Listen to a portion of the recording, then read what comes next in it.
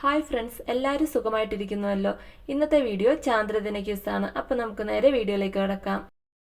ഏത് ഗ്രഹത്തെക്കുറിച്ച് പഠിക്കാൻ NASA വിക്ഷേപിച്ച പേടകമാണ് new Horizons? ഉത്തരം പ്ലൂട്ടോയെക്കുറിച്ച് പഠിക്കാൻ നാസ വിക്ഷേപിച്ച പേടകമാണ് ന്യൂ ഹൊറൈസൺസ്. ചന്ദ്രന്റെ വിദൂരവശത്ത് പേടകത്തെ വിജയകരമായി ഇറക്കിയ രാജ്യം ഏതാണ്? ഉത്തരം ചൈനയാണ് ചന്ദ്രന്റെ വിദൂരവശത്ത് പേടകത്തെ വിജയകരമായി ഇറക്കിയത്. 2023 സെപ്റ്റംബറിൽ മൂൺ സ്നൈപ്പർ എന്ന പേടകം വിക്ഷേപിച്ചത് ഏത് രാജ്യമാണ്? ഉത്തരം ജപ്പാൻ. ചന്ദ്രനിലേക്കുള്ള ദൂരം കണക്കാക്കിയ ആദ്യ ഭാരതീയ ജ്യോതിശാസ്ത്രജ്ഞൻ ആരാണ്? ഉത്തരം ആര്യഭടനാണ് ചന്ദ്രനിലേക്കുള്ള ദൂരം കണക്കാക്കിയ ആദ്യ ഭാരതീയ ജ്യോതിശാസ്ത്രജ്ഞൻ. ചൈനയുടെ ഏത് പേടകമാണ് ചന്ദ്രന്റെ വിദൂര ഭാഗത്ത് ഇറങ്ങിയത്? ഉത്തരം ചൈനയുടെ ചാങ്-ഇ-6 എന്ന പേടകം. സെലനോളജി എന്തിനെക്കുറിച്ചുള്ള പഠനമാണ്? ഉത്തരം ചന്ദ്രനെക്കുറിച്ചുള്ള പഠനമാണ് സെലനോളജി. സൈക്കി ഏത് രാജ്യത്തിന്റെ ബഹിരാകാശ പേടകമാണ്? ഉത്തരം അമേരിക്കയുടെ ബഹിരാകാശ പേടകമാണ് സൈക്കി.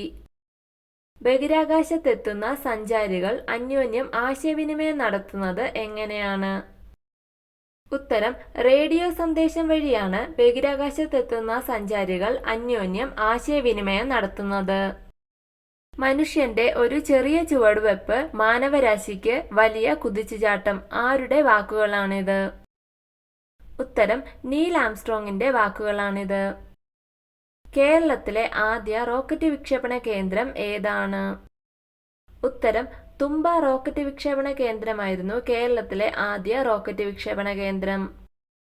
ബഹിരാകാശത്തെത്തിയ ആദ്യ ഇന്ത്യക്കാരൻ ആരാണ്? ഉത്തരം രാകേഷ് ശർമ്മയാണ് ബഹിരാകാശത്തെത്തിയ ആദ്യ ഇന്ത്യക്കാരൻ. നിലവിലെ ISROയുടെ ചെയർമാൻ എസ് സോമനാഥ് എത്രാമത്തെ ചെയർമാനാണ്? നിലവിലെ ISROയുടെ ചെയർമാനായ എസ് സോമനാഥ് 12ാമത് ISRO ചെയർമാനാണ്. എന്നാണ് ISRO നിലവിൽ വന്നത്? ഉത്തരം 1969 ഓഗസ്റ്റ് 15-നാണ് ISRO നിലവിൽ വന്നത്. ഭാരതത്തിന്റെ ത്രിവർണ പതാകയുമായി ചന്ദ്രോപരിതലത്തിൽ പതിച്ച പേടകം ഏതാണ്? ഉത്തരം MIP അഥവാ മൂൺ ഇംപാക്ട് പ്രോബ് എന്ന പേടകം. ഇന്ത്യയുടെ ചന്ദ്രപര്യവേഷണമായ ചന്ദ്രയാൻ 1ന്റെ വിക്ഷേപണ സമയത്ത് ISROയുടെ ചെയർമാൻ ആരായിരുന്നു? ഉത്തരം G മാധവൻ നായർ. ഇന്ത്യൻ ബഹിരാകാശ പദ്ധതിയുടെ പിതാവ് എന്നറിയപ്പെടുന്നത് ആരാണ്? ഉത്തരം വിക്രം സാരാഭായ് ആണ് ഇന്ത്യൻ ബഹിരാകാശ പദ്ധതിയുടെ പിതാവ് എന്ന് അറിയപ്പെടുന്നത്. ചന്ദ്രയാൻ 3 വിക്ഷേപിച്ചത് എന്നാണ്? ഉത്തരം 2023 ജൂലൈ 14-നാണ് ചന്ദ്രയാൻ 3 ഇന്ത്യ വിക്ഷേപിച്ചത്. ഇന്ത്യയുടെ ചന്ദ്രപര്യവേഷണമായ ചന്ദ്രയാൻ 2 വിക്ഷേപിച്ചത് എന്നാണ്? ഉത്തരം 2019 ജൂലൈ 22-നാണ്. ശ്രീഹരിക്കോട്ടയിലെ ഉപഗ്രഹ വിക്ഷേപണ കേന്ദ്രത്തിന്റെ പേരെന്താണ്? ഉത്തരം ശ്രീഹരിക്കോട്ടയിലെ ഉപഗ്രഹ വിക്ഷേപണ കേന്ദ്രത്തിന്റെ പേരാണ് സതീഷ് ധവാൻ സ്പേസ് സെന്റർ. ഇന്ത്യയുടെ പ്രഥമ ചന്ദ്രപര്യവേഷണ പദ്ധതിയുടെ പേരെന്താണ്? ഉത്തരം ഇന്ത്യയുടെ പ്രഥമ ചന്ദ്രപര്യവേഷണ പദ്ധതിയുടെ പേരാണ് ചന്ദ്രയാൻ 1.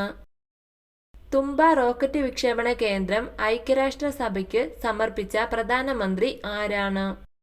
ഉത്തരം ഇന്ദിരാഗാന്ധി പ്രധാനമന്ത്രിയായിരിക്കെയാണ് തുമ്പ റോക്കറ്റ് വിക്ഷേപണ കേന്ദ്രം ഐക്യരാഷ്ട്രസഭയ്ക്ക് സമർപ്പിച്ചത്. എത്ര കേരളീയർ ISROയുടെ ചെയർമാനായി നിലകൊണ്ടിട്ടുണ്ട്? ഉത്തരം 5 കേരളീയരാണ് ISROയുടെ ചെയർമാനായി നിലകൊണ്ടിട്ടുള്ളത്. ഇന്ത്യയുടെ ആദ്യത്തെ ബഹിരാകാശ വിനോദസഞ്ചാരിയാവാൻ തെരഞ്ഞെടുക്കപ്പെട്ടത് ആരാണ്? ഉത്തരം ഗോപി തോട്ടക്കൂറ.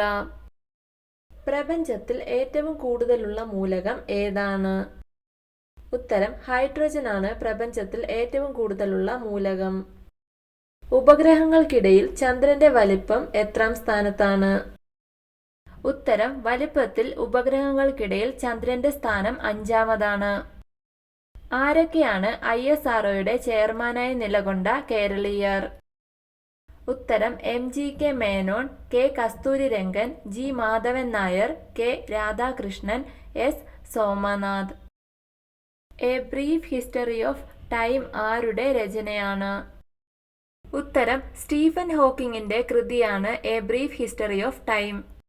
ഇന്ത്യയുടെ ആദ്യ ചന്ദ്രപര്യവേഷണമായ ചന്ദ്രയാൻ 1 വിക്ഷേപിച്ചത് എന്നാണ്? ഉത്തരം 2008 ഒക്ടോബർ 22-ന്. ഭൂമിയുടെ ഒരേയൊരു സ്വാഭാവിക ഉപഗ്രഹം ഏതാണ്? ഉത്തരം ചന്ദ്രനാണ് ഭൂമിയുടെ ഒരേയൊരു സ്വാഭാവിക ഉപഗ്രഹം. ചന്ദ്രനിലെ ഗർത്തങ്ങളെ ആദ്യമായി നിരീക്ഷിച്ചത് ആരാണ്?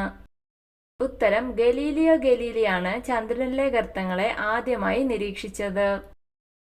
സൂര്യനും ചന്ദ്രനും മധ്യേ ഭൂമി എത്തുമ്പോൾ ഉണ്ടാകുന്ന ഗ്രഹണം ഏതാണ്? ഉത്തരം ചന്ദ്രഗ്രഹണമാണ് ചന്ദ്രനും സൂര്യനും മധ്യേ ഭൂമി എത്തുമ്പോൾ ഉണ്ടാകുന്നത്. മനുഷ്യൻ ആദ്യമായി ചന്ദ്രനിൽ ഇറങ്ങിയപ്പോൾ വാഹനം നിയന്ത്രിച്ചത് ആരായിരുന്നു? ഉത്തരം മൈക്കൽ കോളിൻസ്. ഇന്ത്യയുടെ ഏത് ചന്ദ്രദൗത്യമാണ് ചന്ദ്രോപരിതലത്തിൽ ജലസാന്നിധ്യം കണ്ടെത്തിയത്? ഉത്തരം ഇന്ത്യയുടെ ചന്ദ്രയാൻ 1 ചന്ദ്രോപരിതലത്തിൽ ജലസാന്നിധ്യം കണ്ടെത്തിയത്. ചന്ദ്രയാൻ 1 പ്രൊജക്ട് ഡയറക്ടർ ആരായിരുന്നു? ഉത്തരം M അണ്ണാദുരൈയായിരുന്നു Chandrayaan 1 project director.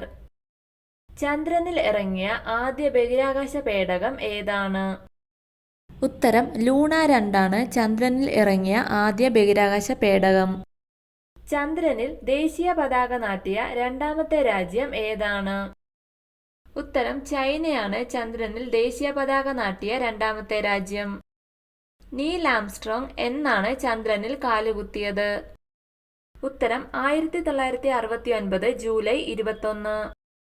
Chandrayaan 2 വിക്ഷേപണ സമയത്ത് ISROയുടെ ചെയർമാൻ ആരായിരുന്നു? ഉത്തരം K ശിവനായിരുന്നു ചന്ദ്രയാൻ 2 വിക്ഷേപണ സമയത്ത് ISRO chairman. Chandrayaan 3 project director ആരായിരുന്നു?